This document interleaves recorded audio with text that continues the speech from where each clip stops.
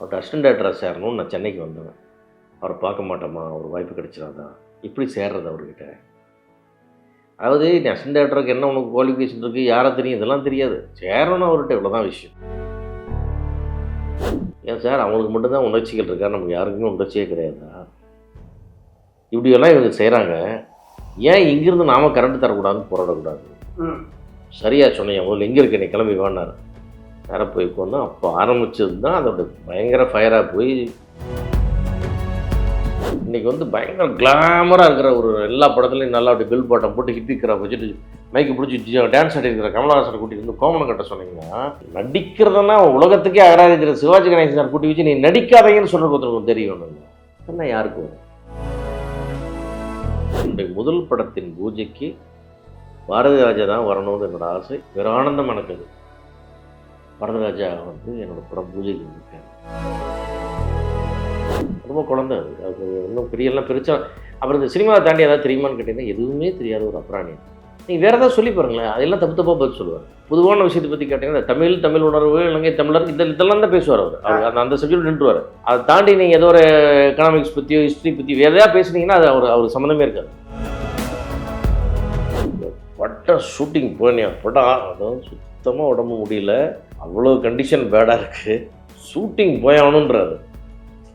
அந்த கலைஞர் இல்லை அவருக்கு.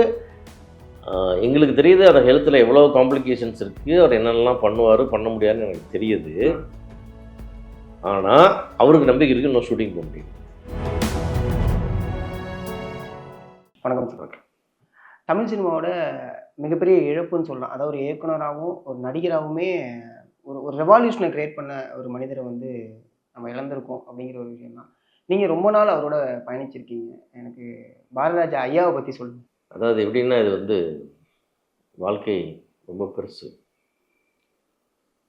சாரை வந்து 1980 அவர்கிட்ட அசிஸ்டன்ட் டேரக்டராக சேரணும்னு நான் சென்னைக்கு வந்தேன். சென்னைக்கு வந்த லட்சக்கணக்கான பேரில் நானும் ஒருத்தன்.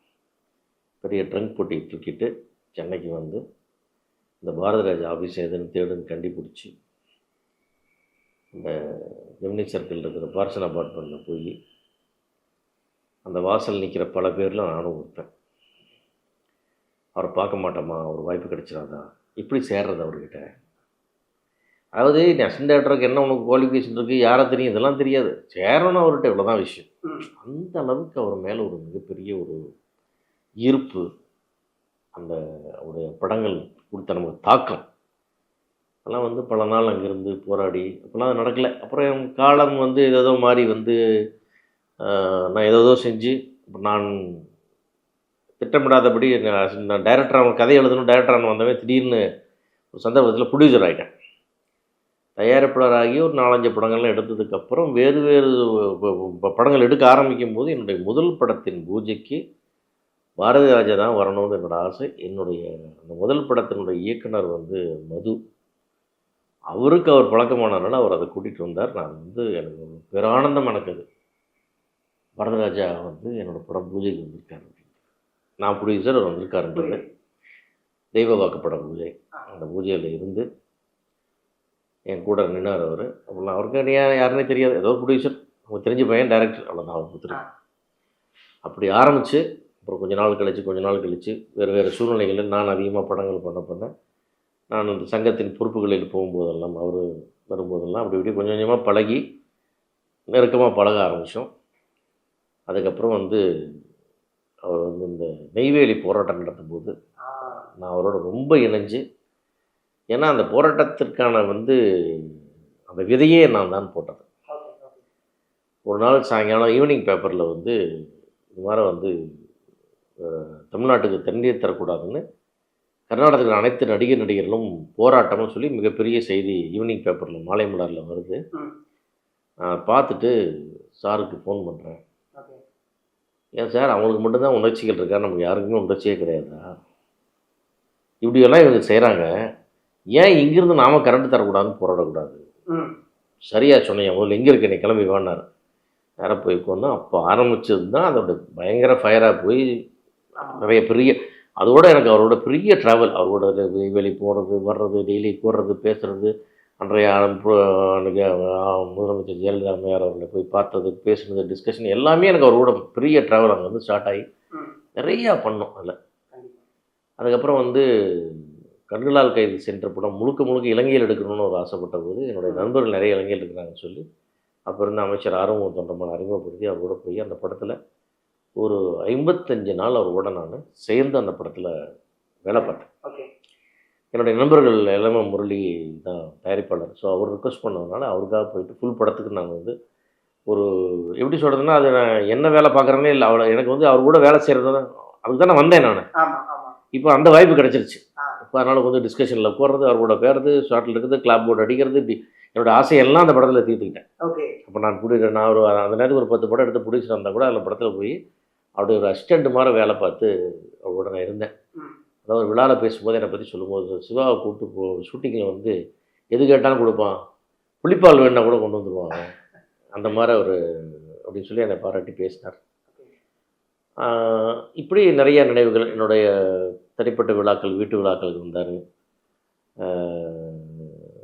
நிறையா என்னுடைய டாக்டர் ஃபங்க்ஷன்லேருந்து, பர்த்டேலேருந்து எல்லாத்துலேயும் கலந்துருக்காரு. நிறைய ட்ராவல் அவர் கூட நிறையா பண்ணியிருக்கோம், நிறைய பேசியிருக்கோம், மனம் விட்டு பல மணி நேரங்கள் பேசியிருக்கோம். அந்த அந்த உள்ளுக்கிற அந்த உள்ளுக்குள்ளே ஒரு கலைஞன் இருப்பான்ல, ஒரு பெரிய காதலன் இருப்பான்ல, அவனை நான் ரொம்ப அந்தரங்கமாக ஆத்மார்த்தமாக பார்த்திருக்கோம். அந்த மாதிரி நிறையா சம்பவங்கள்.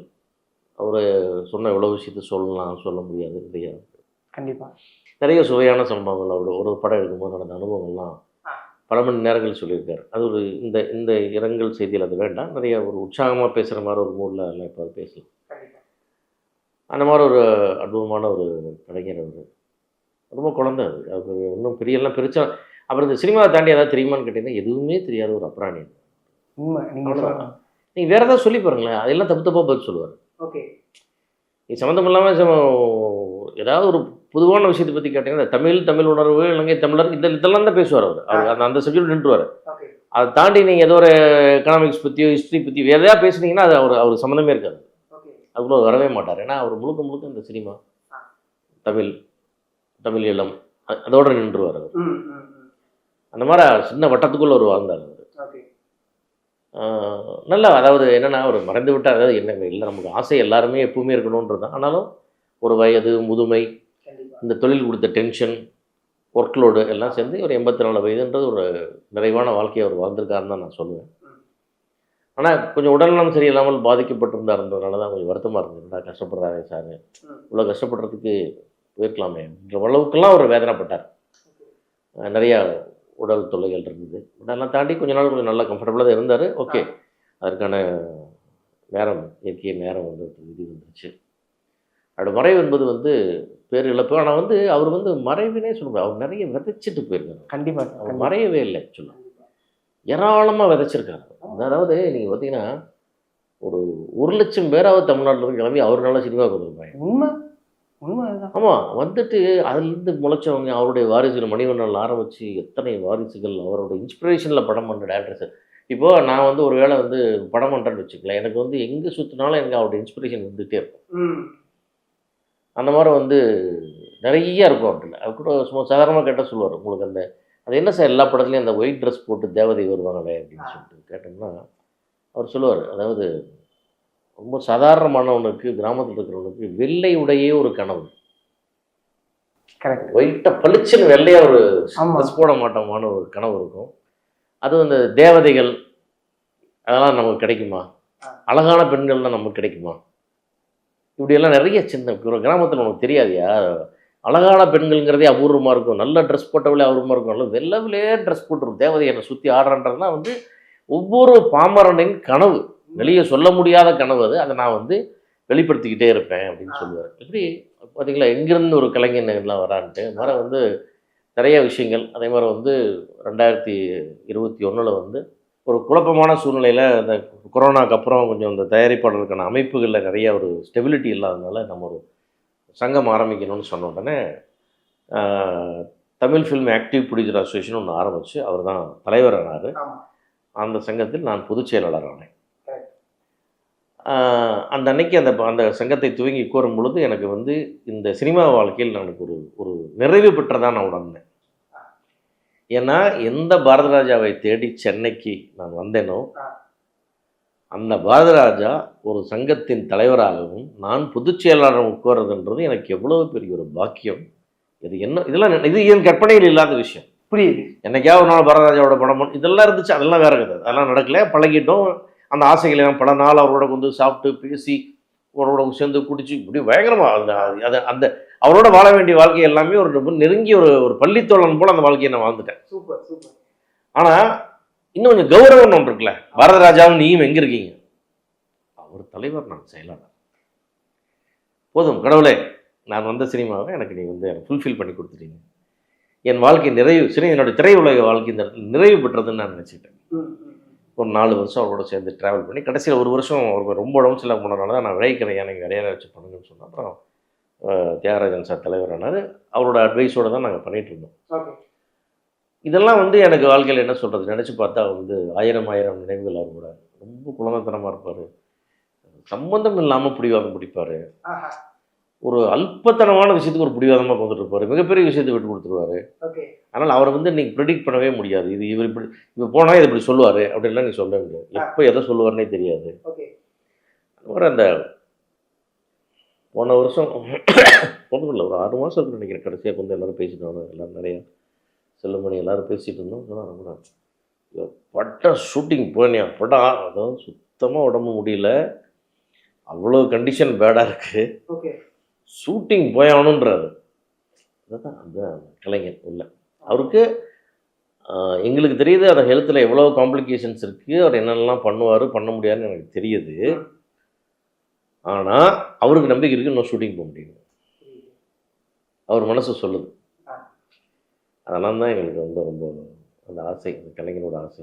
சரி, எல்லா வருஷமும் எல்லோரும் ஆக்டிவாக இருக்க முடியாது, எல்லாத்துக்கும் ஒரு நாள் உடம்பு விழும் போகும், அதை சந்திக்க வேண்டியிருக்கு. ஆனால் வந்து அது சொல்லுவார், என்னையா அது எல்லாத்தையும் விட்டுட்டு போயிடுவோம் போல இருக்கையா அப்படின்னாரு. இல்லையா ரசிக்கிறது அப்படின்னா அவர் வந்து நான் பொண்டாட்டி விட்டு போகிறேன், பிள்ளைய விட்டு போகிறேன், காரை விட்டு போகிறேன், பில்டிங் விட்டு போகிறேன்லாம் சொல்லவே இல்லை. அவர் ஒரு பேட்டியோடு சொல்லியிருப்பார், நீங்கள் ஏதோ ஒரு பார்த்தேன் நான் சமயத்தில் கூட. ஏன் இவ்வளோ அழகான உலகம், இந்த கடல், இந்த பீச்சு, இந்த வாக்கிங், இந்த மண், என் ஊர், என் தோட்டம் எல்லாம் விட்டுருவோம்ல, எல்லாத்தையும் விட்டு போயிடுவோம்ல. ஒரு இயற்கை ரசிகனாக தான் வாழ்ந்துருக்கு அவருக்கு. ஓ, தோட்டத்துக்கிட்டே நம்ம நடந்து விட்டுட்டு போகிறதா இல்லை, அப்படியே நடந்தா காலார அதுவும் போய்டுவோம்ல, எல்லாத்தையும் விட்டு போயிடுவோம்ல. இப்படி வந்து அது போவோன்றது நமக்கு இந்த எல்லாத்துக்குமே தெரியும் போவோன்றது. அவருக்கு அந்த உடம்பு முடியாத போது அதெல்லாம் சொல்லிட்டு அதெல்லாம் ஒரு பெரிய வருத்தங்கள், அந்த ஒரு ஏக்கம், வருத்தம் கூட இல்லை, ஒரு ஏக்கம். அதாவது நம்ம இப்படி போயிட்டா இந்த உல்லாசமான ஒரு வாழ்க்கை, சொகுசான வாழ்க்கை அதெல்லாம் அவர் யோசிக்கல. நான் பார்த்த அந்த ஆறு, குளம், கொட்டை, தென்னை, வாசல், வீடு, கட்டில், இப்படி எல்லாத்தையுமே ரசித்த மனிதன் அவர். கண்டிப்பாக கண்டிப்பாக. அதை வந்து நம்ம அவருடைய படங்கள் வழியிலேயே நம்ம பார்க்க முடியாது. நீங்களே ஒரு வார்த்தை சொல்லிருக்கீங்க, பாரதிராஜாக்கு முன்பு பாரதிராஜாக்கு பின்பு தமிழ் சினிமா.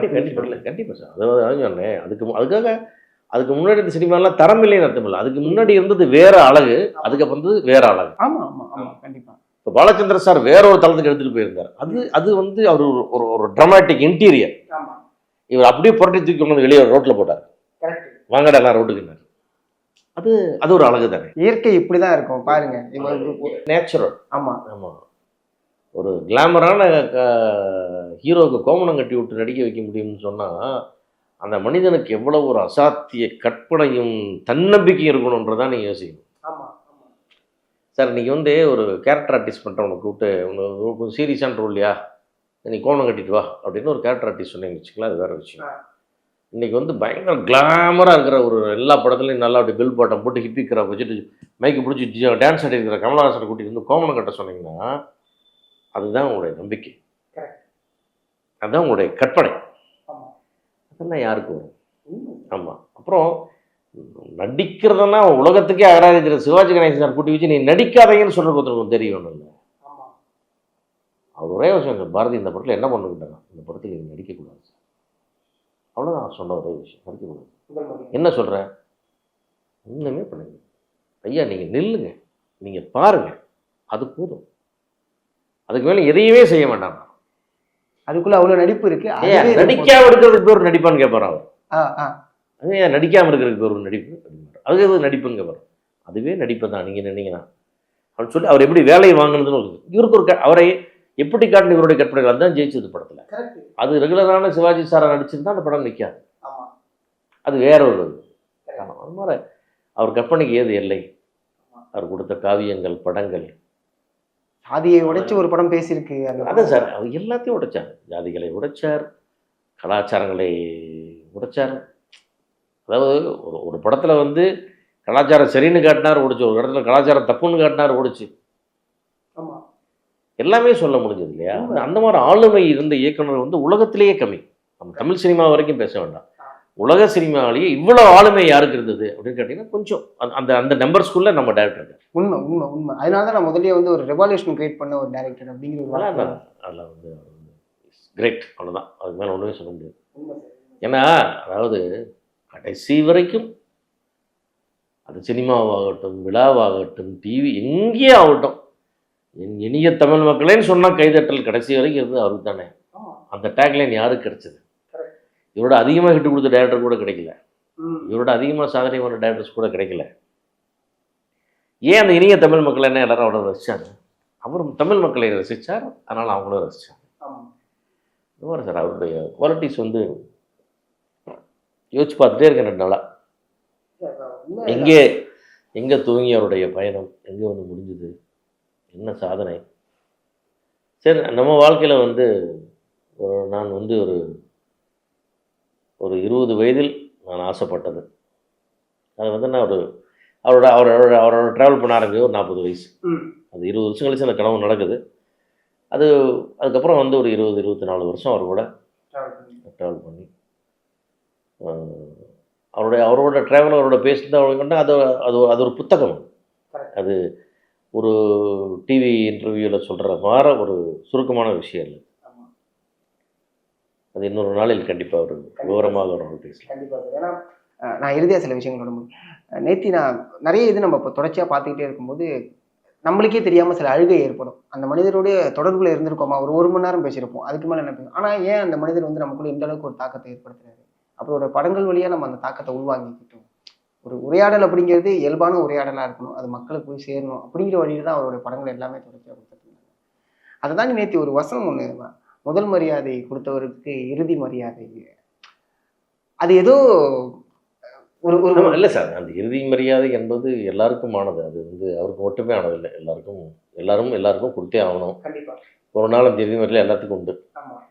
அது அவருக்கு கிடைச்ச விதம் அழகாக இருந்தது இல்லையா? முதல்வர் வந்து ஒரு அரசு மரியாதை கொடுக்குறதுன்றது எத்தனை நான் அப்படியே நான் வந்து அதை ரொம்ப சோகமாலாம் அதை நான் பார்க்கல, ஒரு பெரிய கௌரவமாக பார்த்துட்டு இருந்தேன். அந்த வீடியோ லைவில் பார்த்துட்டே இருந்தேன். என்னால் ஒரு தவிர்க்க முடியாத காரணம் தேனிக்கு போக முடியல. லைவில் பார்த்துட்டே இருக்கேன். அந்த போலீஸ் மரியாதை அப்படி பார்த்துட்டே இருக்கேன். உங்களுக்கு இன்னும் நிறையாவே கிடைக்கலாம் சார், ஆனாலும் இது கிடச்சிருக்கு. அந்த நேரத்தில் மனசார முதல்வருக்கு விஜய் சாருக்கு ஒரு நன்றி சொல்லிட்டு என்ன கொடுக்கணும், கலைஞருக்கு மரியாதை கொடுக்கணும்.